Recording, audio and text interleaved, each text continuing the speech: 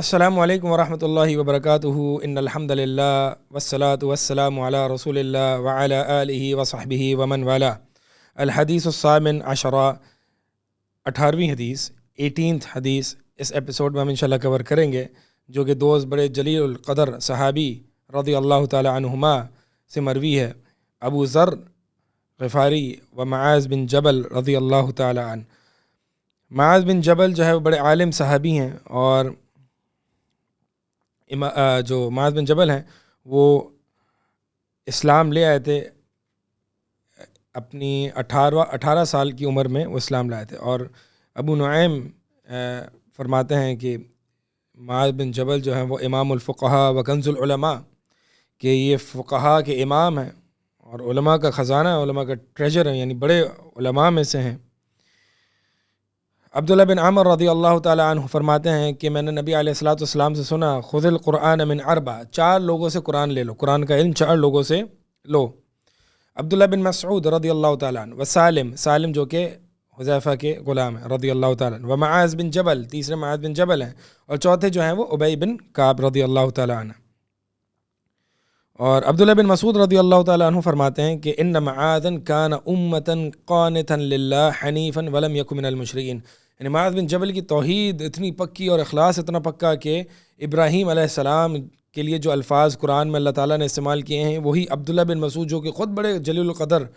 اور عالم صحابی ہیں، انہوں نے معاذ بن جبل کے لیے یہی الفاظ استعمال کیے کہ معاذ جو ہیں وہ اکیلی پوری جماعت ہیں، امت ہیں، اور قانتا للہ، اللہ کے مطیع اور فرما بردار، موحد، حنیفاً، اللہ کی طرف مائل، ولم یک من المشرکین، اور مشرکوں میں سے نہیں تھے۔ اور سہل بن ابی حسمہ رضی اللہ فرماتے ہیں کہ کان الذین یفتون علی عہد رسول اللہ صلی اللہ علیہ وسلم ثلاثۃ من المہاجرین، اللہ کے نبی صلی اللہ علیہ وسلم نے، اللہ کے نبی صلی اللہ علیہ وسلم کے زمانے میں 3 مہاجر صحابہ فتویٰ دیا کرتے تھے، یعنی آپ ان کے علم کا اندازہ لگائیں، جو عہد نبوی میں فتویٰ دیا کرتے تھے۔ عمر بن خطاب رضی اللہ تعالیٰ عنہ، عثمان بن عفان رضی اللہ تعالیٰ عنہ، اور تیسرے جو ہیں وہ علی رضی اللہ تعالیٰ عنہ۔ یہ مہاجر صحابہ میں سے 3 صحابہ تھے جو کہ اللہ کے نبی میں کے دور میں فتویٰ دیتے تھے، اور انصار صحابہ میں سے جو 3 تھے جو کہ فتویٰ دیتے تھے، پہلے ابی بن کعب رضی اللہ تعالیٰ عنہ، دوسرے معاذ بن جبل، اور تیسرے جو ہے وہ زید۔ یہ تو معاذ بن جبل سے متعلق، یعنی یہ حدیث جو ہے وہ دونوں صحابی سے امام نووی اپنی اس 40 میں لائے ہیں۔ پہلی جو ہے وہ معاذ بن جبل ہیں۔ معاذ بن جبل بڑے عالم صحابی تھے، اللہ کے نبی صلی اللہ علیہ وسلم نے ان کو اہل کتاب یمن کی طرف بھیجا تھا، اہل کتاب کی طرف توحید کی دعوت دینے کے لیے اور دین اسلام کی دعوت دینے کے لیے، یعنی ایک شخص صرف معاذ بن جبل کو بھیجا۔ آپ اندازہ لگا سکتے ہیں کہ ان کے پاس کتنا علم ہوگا، تو امام الفقہاء ہیں۔ اسی طرح یہ حدیث ابو ذر غفاری رضی اللہ تعالیٰ عنہ سے بھی ہے، اور ابو ذر غفاری جو ہیں وہ بڑے زہاد میں سے ہیں، بڑے متقی اور پرہیزگار صحابی میں سے ہیں، اور وہ فتویٰ دیا کرتے تھے ابو بکر، عمر اور عثمان رضی اللہ تعالیٰ عنہم کی خلافت کے دور میں۔ ابو ذر جو ہے وہ فتویٰ دیا کرتے تھے۔ وکان رأساً فی الزہد، اور زہد میں بڑے امام تھے، والصدق، اور سچائی میں بھی اللہ کے ساتھ بھی بڑے سچے تھے، بڑے صدیق تھے، اور علم اور عمل میں بھی بڑے امام تھے۔ قوالا بالحق، حق کی بات بہت زیادہ کرنے والے تھے، اور کسی سے بھی اللہ کے بارے میں حق کی بات کرنے میں کسی سے بھی ان کو کوئی خوف نہیں ہوتا تھا۔ عبداللہ بن عمر رضی اللہ تعالیٰ عنہ فرماتے ہیں، یہ حدیث جو ہے وہ سنن ترمذی کی ہے، اللہ کے نبی صلی اللہ علیہ وسلم فرماتے ہیں، ما قلت الغبراء ولا اضلت الخضراء، کہ زمین نے پناہ نہیں دی اور آسمان نے سایہ نہیں دیا، من رجل اصدق لہجۃ من ابی ذر، یعنی آسمان نے سایہ نہیں دیا، زمین نے پناہ نہیں دی اتنے سچے آدمی کو جتنے سچے ابو ذر ہیں، یعنی ابو ذر سے زیادہ سچے آدمی کو آسمان نے سایہ نہیں دیا، یعنی ابو ذر جو ہیں وہ بڑے صحابی تھے۔ اور علی رضی اللہ تعالیٰ عنہ فرمایا کرتے تھے کہ ابو ذر جو ہیں وہ علم سے بھرے ہوئے ہیں۔ تو آتے ہیں اس حدیث کی طرف کہ حدیث جو ہے وہ کیا ہے۔ اللہ کے نبی صلی اللہ علیہ وسلم فرماتے ہیں کہ اتق اللہ حیث ما کنت، اللہ سے ڈرتے رہنا جہاں کہیں بھی ہو۔ وَأَتْبِعِ السَّيِّئَةَ الْحَسَنَةَ، اور برائی کے پیچھے اچھائی کرنا، یعنی برائی کے بعد اچھائی کرنا، تمحوہا جو اس برائی کو مٹا دے گا، وخالق الناس بخلق حسن اور لوگوں کے ساتھ اچھے اخلاق کا مظاہرہ کرنا۔ رواہ الترمذی، اسے امام ترمذی نے اپنی سنن میں روایت کیا ہے، اور امام ترمذی نے کہا ہے حدیث حسن، یہ حدیث حسن ہے۔ وفی بعض النسخ، اور بعض ترمذی کے نسخوں میں جو ہے وہ حسن صحیح کے الفاظ ہیں۔ تو ابو ذر غفاری اور معاذ بن جبل یہ اعلم بالحلال والحرام، عالم الصحابہ، یعنی صحابہ میں سب سے زیادہ حلال اور حرام یہ جاننے والے ہیں۔ تو اللہ کے نبی صلی اللہ علیہ وسلم فرمایا کہ اتق اللہ، جہاں کہیں بھی ہو اللہ تعالیٰ سے ڈرنا، اتق اللہ، اللہ سے ڈرنا۔ اصل میں تقوی جو ہے یہ وقایا سے ہے، وقایا کہتے ہیں بچاؤ، یہ شیلڈ اختیار کرنا۔ تو گویا تقوی یہ ہے کہ وقایا یا شیلڈ یا بچاؤ اختیار کرنا اللہ کے عذاب سے۔ تو ہر وہ چیز جس کے ذریعے آپ اپنے آپ کو اللہ کے عذاب سے بچا سکو وہ تقوی ہے۔ تو تقوی کی جو عموماً اہل علم تعریف کرتے ہیں وہ عمل بطاعت اللہ، عمل بطاعت اللہ رجاء رحمت اللہ علی نور من اللہ، کہ تقوی کیا ہے کہ ایسا عمل جو اللہ کی اطاعت پر کیا جائے، یعنی اللہ کی اطاعت والا عمل، اور رجاء رحمت اللہ، اللہ کی رحمت کی امید رکھتے ہوئے، علی نور من اللہ، اور اللہ کی ہدایت اور اللہ کی شریعت کے مطابق۔ بڑی احسن اور جامع تعریف ہے۔ اسی طرح ترک معصیت اللہ رجاء ثواب اللہ یا رجاء رحمت اللہ یا مخافت للہ علی نور من اللہ، کہ ترک معصیت اللہ، اللہ کی نافرمانی کو چھوڑ دینا، مخافت للہ، اللہ سے ڈرتے ہوئے، علی نور من اللہ، اللہ کے نور کی بنیاد پر، یعنی اللہ کی شریعت کے مطابق۔ بڑی جامع تعریف ہے، تو اس کو توڑتے ہیں، اس کو ہم تھوڑا سا سمجھتے ہیں کہ اللہ کی جو نیک اعمال ہے اس پر عمل کرنا، اللہ کی ثواب اور رحمت کی امید رکھتے ہوئے، یعنی یہ جو کوالٹیز ہیں کہ اعلیٰ رجاء ثواب اللہ، کہ اللہ تعالیٰ کی ثواب کی امید رکھنا، اور جو تیسری جو بات ہے کہ اعلیٰ نور من اللہ، کہ اللہ کی شریعت کے مطابق، اللہ کے دین کے مطابق آپ نے عمل کرنا ہے۔ یہ جو دو کوالٹیز ہیں یہ بہت امپورٹنٹ ہے۔ جیسے آپ دیکھتے ہیں اکثر احادیث میں اس طرح کے نبی علیہ الصلوۃ والسلام جملے فرماتے ہیں کہ من قام رمضان ایمانا واحتسابا غفر له ما تقدم من ذنبه، کہ جو شخص نماز قیام اللیل کے لیے کھڑا ہو گیا ایمان کی حالت میں، یعنی ایمان وہ موٹیو ہے اس کے لیے، ایمان کس چیز پر؟ اللہ کے ثواب پر، اللہ کی رحمت پر، اللہ سے ملاقات پر، اللہ پر ایمان۔ تو یہ ایمان جو ہے یہ موٹیو ہے انسان کو عمل پر ابھارنے کے لیے۔ تو من قام رمضان ایمانا، جو ایمان کی حالت میں قیام اللیل کرے گا رمضان کا، واحتسابا، اور ثواب کی امید رکھتے ہوئے، غفر له ما تقدم من ذنبی، تو اس کے لیے تمام گناہ جو سابقہ گزرے ہوتے ہیں وہ معاف کر دی جاتے ہیں۔ تو عمل بطاعت اللہ، اللہ کی اطاعت پر عمل کرنا، اللہ کی اطاعت کرنا، رجاء رحمت اللہ، اللہ کی رحمت کی امید رکھنا، علی نور من اللہ، اللہ تعالیٰ کی شریعت اور اللہ کے دین کے مطابق، یعنی ایسا نہیں اپنی اپنے مرضی کے مطابق کوئی بھی نیکی کرنا، یہ دین نہیں ہے، نہ ہی یہ تقوی ہے، بلکہ اللہ کی دی ہوئی شریعت کے مطابق، نبی علیہ الصلوۃ والسلام کی سنت کے مطابق عمل کرنا، یہ ہے تقوی۔ اسی طرح ترک معصیت اللہ، کوئی گناہ چھوڑ دینا، مخافۃ للہ، کہ اللہ سے ڈرتے ہوئے، مخافۃ للہ، اللہ سے ڈرتے ہوئے، اور علی نور من اللہ، اللہ کی دین کے مطابق۔ اس کا مطلب یہ ہے کہ انسان جس چیز کو گناہ سمجھتا ہے اور پھر اس کو سمجھ کے چھوڑ دیتا ہے، تو کیا یہ تقوی ہے؟ نہیں، بلکہ گناہ وہ ہے جو شریعت نے بتایا ہے، برائی وہ ہے جو کہ شریعت نے بتائی ہے۔ انسان بہت ساری چیزیں اپنے لیے بری سمجھتا ہے لیکن شریعت نے اس کو برا نہیں کہا ہوتا، تو اس کا چھوڑ دینا جو ہے وہ تقوی نہیں ہے، بلکہ چھوڑی وہی چیز جائے گی جو کہ نبی علیہ الصلوۃ والسلام نے بتائی ہے۔ تو اتق اللہ، اللہ کے نبی صلی اللہ علیہ وسلم نے فرمایا کہ اللہ تعالیٰ کا تقوی اختیار کرو، اور تقوی جو ہے اس پورے مجموعے کا نام ہے جو آپ کے سامنے میں نے ابھی پیش کیا۔ حیث ما کنت، جہاں کہیں بھی ہو، اس کا مطلب یہ ہے کہ جہاں کہیں بھی آپ ہو وہاں پہ تقوی اختیار کرو۔ بہت سے لوگ جو ہوتے ہیں کہ وہ جب دینی محفل میں ہوتے ہیں تو وہاں پہ اللہ کا تقوی آ رہا ہوتا ہے، لیکن اللہ کا خوف بھی آ رہا ہوتا ہے، لیکن جب کہیں اور جاتے ہیں تو وہ اس کو مد نظر نہیں رکھتے. بہت سے لوگ جو ہیں وہ کالج یونیورسٹیز میں ہوتے ہیں تو اس تقوی کو بھول جاتے ہیں یا تقوی میں کمی آ جاتی ہے. یا بہت سے لوگ دوسرے ملک جاتے ہیں سفر کرنے یا ٹریول کرنے یا ایسے ہی گھومنے پھرنے, تو وہاں پر جو ہے وہ تقوی کم ہونے لگتا ہے, اللہ کا خوف کم ہونے لگتا ہے. تو اللہ کے نبی صلی اللہ علیہ وسلم نے اسی لیے فرمایا کہ حیث ما کنت, جہاں کہیں بھی ہو, اکیلے میں ہو, سب کے سامنے ہو, اپنے شہر میں ہو, دوسرے شہر میں ہو, اپنے ملک میں ہو, دوسرے ملک میں ہو, یونیورسٹی میں ہو, کالج میں ہو, مسجد میں ہو, کیونکہ ڈرنا اللہ سے ہے جو کہ سب کچھ دیکھ رہا ہے, جو کہ علیم ہے, جو کہ خبیر ہے, جو کہ سمیع ہے, سب کچھ جانتا ہے, سب کچھ سن رہا ہے, وہ علم کے ساتھ سمع کے ساتھ ہمارے ساتھ ہر وقت موجود ہے.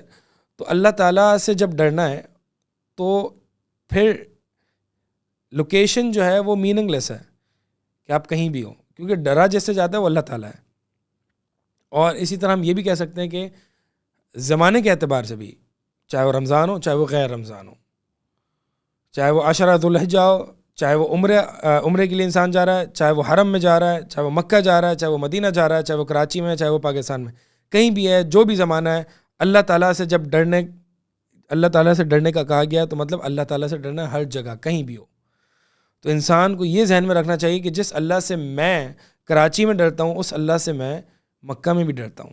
جس اللہ سے میں مدینہ میں ڈرتا ہوں اس اللہ سے میں پاکستان میں بھی ڈرتا ہوں, جس اللہ تعالیٰ سے میں رمضان میں ڈرتا ہوں اسی اللہ تعالیٰ سے میں باقی مہینوں میں بھی ڈرتا ہوں. تو حیث ما کنت, اتنے جامع الفاظ ہیں نبی علیہ الصلوۃ والسلام کے کہ اللہ سے ڈرنا جہاں کہیں بھی ہو. اور اللہ سے وہ شخص جو کہ پبلک میں اللہ سے ڈرنے کا اظہار کرتا ہے یا تقوی کا اظہار کرتا ہے اور پرائیویٹلی یعنی خلوت میں جو ہے وہ گناہ کرتا ہے, تو اس کے لیے تو شدید وعید آئی ہے. جیسے کہ ایک حدیث میں آتا ہے کہ اللہ کے نبی صلی اللہ علیہ وسلم فرماتے ہیں کہ ایک شخص آئے گا جو کہ تہامہ پہاڑ جتنی نیکیاں لائے گا کل کو قیامت والے دن, اللہ تعالیٰ اس کو بکھرے ہوئے ریزے کے مانند کر دے گا, اللہ تعالیٰ اس کو بکھرا ہوا غبار کی مانند کر دے گا, بکھرا ہوا غبار, اور یعنی اس کی نیکیاں ساری برباد ہو جائیں گی. تو صحابہ پوچھتے ہیں کہ کون ہے یا رسول اللہ یہ لوگ؟ اللہ کے نبی صلی اللہ علیہ وسلم فرماتے ہیں کہ یہ تمہیں میں سے ہوں گے, یعنی یہ نمازیں بھی پڑھتے ہوں گے, قیام اللیل بھی پڑھتے ہوں گے, قیام اللیل بھی پڑھتے ہوں گے, وَمِن جِلْدَتِكُمْ وَيَأْخُذُونَ مِنَ اللَّيْلِ كَمَا تَأْخُذُونَ, یعنی تم جیسے ہی ہیں, کوئی الگ سے نہیں ہے, اور یہ قیام اللیل بھی پڑھتے ہوں گے جیسے کہ تم قیام اللیل پڑھتے ہو. وَلَكِنَّهُمْ أَقْوَامٌ إِذَا خَلَوْا بِمَحَارِمِ اللَّهِ انْتَهَكُوا, لیکن یہ وہ لوگ ہوں گے کہ جب یہ اکیلے میں ہوتے ہیں تو اللہ تعالیٰ کی نافرمانیوں میں حد کر دیتے ہیں. گویا کہ کوئی اللہ کا خوف نہیں ہے, کوئی منافقت ہے کہ اللہ کا خوف نہیں ہے, کہ لوگوں کے سامنے تو گناہ سے بچے رہتے ہیں لیکن جیسے ہی اکیلے ہوتے ہیں اچانک گناہ کرنے کی جرت آ جاتی ہے. تو اس کا مطلب ہے جب لوگوں کے سامنے تھا تو لوگوں کا خوف تھا, اللہ کا تو خوف نہیں تھا. تو اس لیے انسان کو چاہیے کہ ہر حال میں, ہر صورت میں, ہر جگہ, ہر مقام, ہر ٹائم پر اللہ تعالیٰ سے ڈرتا رہے, اور ایسا نہیں ہو کہ کہیں ڈرے اور کہیں نہ ڈرے.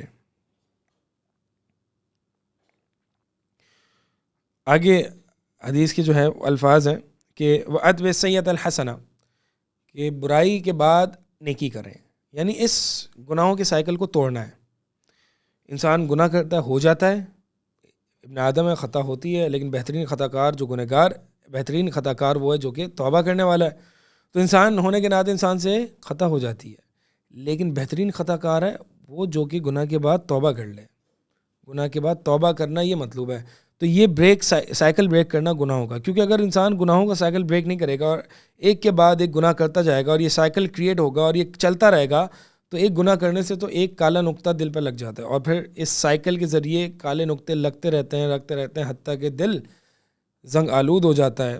کلا بل ران علی قلوبہم ما کانوا یکسبون, اور یہی وہ ران ہے, وہ یہی وہ زنگ ہے کہ جو وہ کیا کرتے تھے اس کی سبب سے وہ لگ جاتا ہے. تو جب دل زنگ آلود ہو جاتا ہے تو پھر اس کا اگلا جو سٹیپ آتا ہے وہ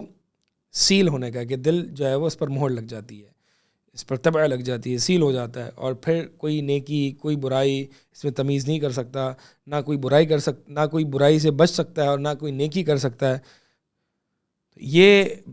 سائیکل کو بریک کرنا, یعنی اگر انسان ایک گناہ کرتا ہے تو پھر توبہ کرتا ہے تو وہ بلیک اسپاٹ جو ہے وہ ہٹ جاتا ہے, یعنی کالا نقطہ جو ہے وہ ہٹ جاتا ہے. تو اللہ کے نبی صلی اللہ علیہ وسلم نے فرمایا کہ برائی کے بعد نیکی کرنا تمحوہا, جو اس برائی کو مٹا دے گی, برائی کو مٹا دے گی. یعنی اگر تم برائی کے بعد نیکی نہیں کرو گے تو وہ برائی کو نہیں مٹائے گی. اس کا مطلب یہ نہیں ہے کہ انسان برائی کرے اس نیت سے کہ بھائی چلو میں بعد میں نیکی کر لوں گا تو وہ مٹ جائے گی. نہیں, یہ جو بات ہے جو اس حدیث میں وہ صرف گناہ صغیرہ کے بارے میں, صغیرہ گناہ کے بارے میں ہے. کبیرہ گناہ کے لیے نیکی نہیں بلکہ توبہ شرط ہے. یعنی کبیرہ گناہ کے مٹنے کے لیے توبہ شرط ہے. اللہ کے نبی صلی اللہ علیہ وسلم کی حدیث ہے والصلوات الخمس والجمعۃ الی الجمعہ کہ 5 نمازیں اور ایک جمعے سے دوسرے جمعہ, ورمضان الی رمضان اور ایک رمضان سے دوسری رمضان, مکفرات لما بینہا مجتنبت الکبائر کہ یہ آپس میں ایک رمضان سے دوسری رمضان, ایک نماز سے دوسری نماز, ایک جمعے سے دوسرے جمعہ, جو ان کے درمیان گناہ ہوتے ہیں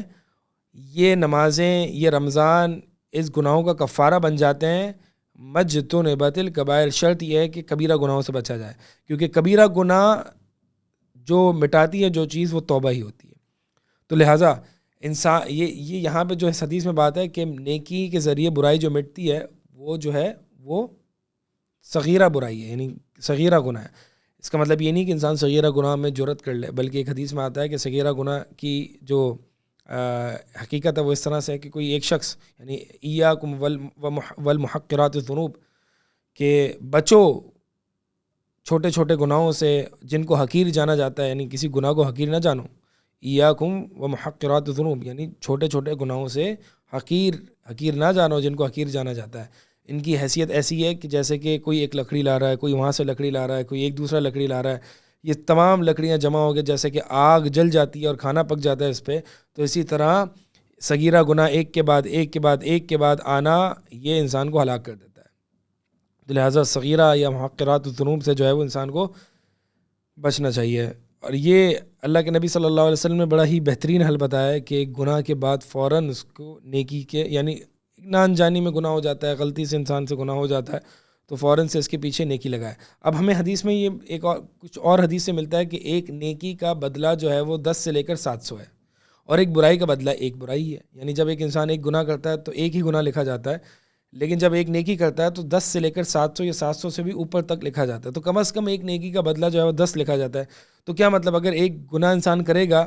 تو ایک نیکی کے ذریعے وہ گناہ مٹ جائے گا, تو باقی تو 9 بچ گئیں. تو اہل علم نے یہی فرمایا ہے کہ یہ اللہ تعالیٰ کی رحمت ہے کہ انسان جو ہے وہ, یعنی اس کا مطلب یہ نہیں ہے کہ 10 نیکیاں جو کہ 10 لکھی گئی ہیں وہ ایک گناہ کے لیے, بلکہ ایک نیکی ایک گناہ کے لیے اور باقی اس کی 9 بچ جاتی ہیں. تو یعنی 9 اس کے ثواب کے کھاتے میں جاتی ہیں. اگر ایک نیکی سے وہ گناہ مٹاتا ہے تو 9 جو ہیں وہ باقی ثواب کے کھاتے میں جاتی ہیں. یہ منیمم وہ ہے کیونکہ 10 جو ہے وہ انسان منیمم کرتا ہے.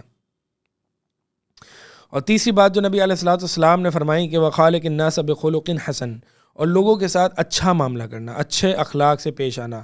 اور یہ حدیث سے بھی ہم ثابت ہے کہ کوئی چیز حسن اخلاق سے زیادہ بھاری نہیں ہے میزان میں. یعنی میزان میں جو سب سے بھاری چیز ہے کل کو قیامت والے دن جب لوگوں کے اعمال کو تولا جائے گا تو سب سے زیادہ بھاری چیز میزان میں اچھے اخلاق ہیں. اسی طرح ایک اور حدیث میں آتا ہے کہ اللہ کے نبی صلی اللہ علیہ وسلم کی مجلس کے سب سے زیادہ قریب کل کو قیامت والے دن وہ لوگ ہوں گے جو کہ اخلاق میں سب سے زیادہ اچھے ہیں. اور ایک اور حدیث میں والبر حسن الخلق کہ اچھے اخلاق ہی گویا نیکی ہے. یعنی اچھے اخلاق کی بڑی اہمیت ہے اس دین میں. شرط یہ ہے کہ وہ ایمان اور احتساب کے ساتھ ہوں. اچھے اخلاق دیکھیں کافر بھی اس کا مظاہرہ کرتا ہے, کافر بھی سچ بولنے کو پسند کرتا ہے, کافر بھی اچھے طریقے سے ملنے کو پسند کرتا ہے, لیکن اس اخلاق پہ ثواب نہیں ہے. کیوں؟ کیونکہ اس میں ایمان اور احتساب نہیں. احتساب کہتے ہیں ثواب کی امید رکھنا. تو ہر اخلاق کا مظاہرہ انسان ایمان اور احتساب ان 2 بنیادوں پر کرے. ایمان